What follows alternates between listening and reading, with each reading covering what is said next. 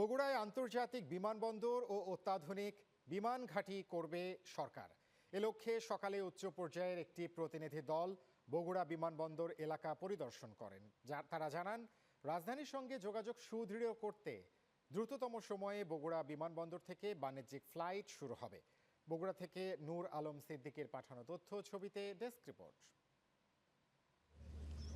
উত্তরাঞ্চলের যোগাযোগ, বাণিজ্য ও এভিয়েশন খাতে নতুন দিগন্ত উন্মোচনের লক্ষ্যে বগুড়া বিমানবন্দরকে সম্প্রসারণের মাধ্যমে পাইলট ট্রেনিং একাডেমি ও কার্গো ফ্যাসিলিটি স্থাপনের উদ্যোগ নিয়েছে সরকার।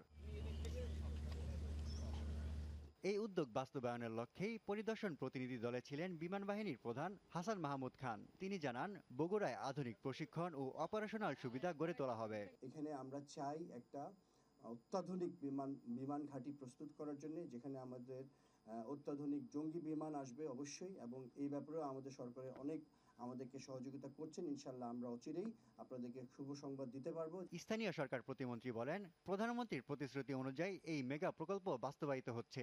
এই অঞ্চলের মানুষের উৎপাদিত কৃষি পণ্য সহ আমাদের বগুড়া যে লাইটিং ইঞ্জিনিয়ারিং আছে এবং ভারী শিল্প আছে, এ সমস্ত শিল্প যেগুলো মায়ানমার সহ মালয়েশিয়া, দুবাই বিভিন্ন জায়গায় রপ্তানি হচ্ছে, সেগুলো সরাসরি এই বিমানবন্দর থেকে আপনার কার্গো ফ্যাসিলিটির মাধ্যমে, কার্গো বিমানের মাধ্যমে আমরা রপ্তানি করতে পারবো। বগুড়া অঞ্চলের অর্থনৈতিক সম্ভাবনাকে কাজে লাগাতে এই বৃহৎ পরিকল্পনা নেওয়া হয়েছে বলে জানান বেসামরিক বিমান পরিবহন ও পর্যটন মন্ত্রী। এই উত্তরাঞ্চলের দিকে কোনো বিমানবন্দর নেই, আন্তর্জাতিক বিমানবন্দর নেই, সেইটার জন্য বিশেষ করে বগুড়াটাকে গুরুত্ব দেওয়া হচ্ছে।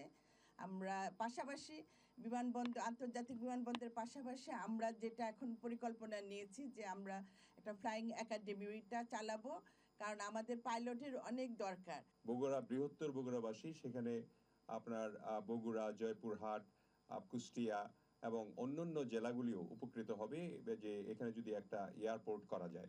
এই প্রকল্প বাস্তবায়িত হলে উত্তরাঞ্চলে শিল্পায়ন ও পর্যটন খাতের উন্নয়নের পাশাপাশি কৌশলগত ও অর্থনৈতিক গুরুত্ব বহুগুণ বৃদ্ধি পাবে বলে আশা সরকারের। Asif Hasan, channel 9 news desk.